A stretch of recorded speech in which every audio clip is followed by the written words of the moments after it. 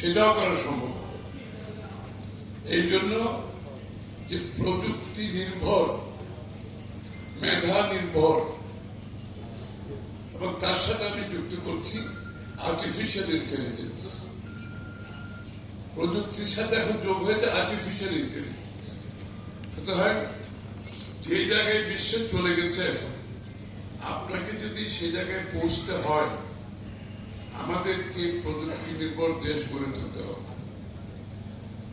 প্রযুক্তি নির্ভর দেশ গড়ে তুলতে হলে আগামী যে সরকার আসবে, আমার দলের পক্ষ থেকে আমি আপনাদেরকে বলতে চাই পরিষ্কার ভাবে, আমাদের 1 কোটি লোকের যে চাকরির কথা আমরা বলছি 18 মাসে, এটা অনেকেই আমাকে নুরো বলল এটা একটা অ্যাম্বিশিয়াস প্রোগ্রাম। 18 মাসে 1 কোটি লোকের চাকরি, এটা একটা অ্যাম্বিশিয়াস প্রোগ্রাম, সঠিকভাবে বলেছি। আমি কিন্তু বিএনপির পক্ষ থেকে বলছি, আমার নেতা তারেক রহমান সাহেবের পক্ষ থেকে বলছি, we are ambitious, we are ambitious, and we have to be ambitious. বাংলাদেশকে যদি আজকে এখান থেকে তুলে আনতে হয়, আপনাকে অ্যাম্বিশিয়াস নেতৃত্ব দিতে হবে, আপনার উচ্চাকাঙ্ক্ষা থাকতে হবে। যে জাতির উচ্চাকাঙ্ক্ষা থাকবে না, সেই জাতি নিজেকে গড়ে তুলতে পারে না, ওইখানে পৌঁছতে পারে না। আপনার আকাঙ্ক্ষা থাকতে হবে, উচ্চাকাঙ্ক্ষা থাকতে হবে। এবং আপনারা বলবেন তাহলে 1 কোটি লোকের চাকরি হবে, কি হবে? আমরা তো 1 কোটি লোকের চাকরি যে হবে, এটা কোনো পলিটিক্যাল স্টেটমেন্ট করিনি।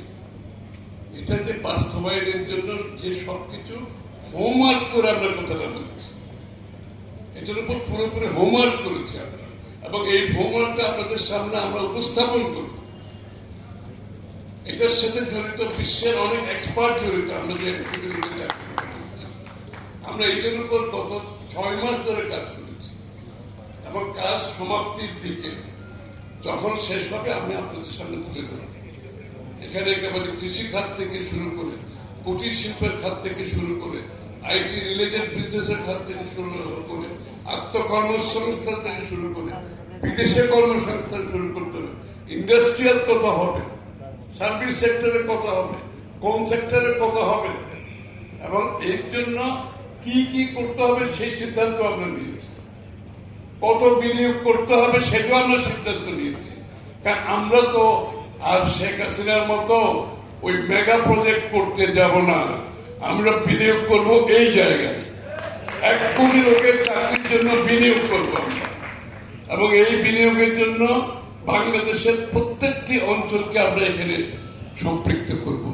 ঢাকা কেন্দ্রিক, চট্টগ্রাম কেন্দ্রিক আমরা উন্নয়ন করব না, আমাদের উন্নয়ন চলে যাবে গ্রামে গঞ্জে প্রতিটি মানুষের কাছে।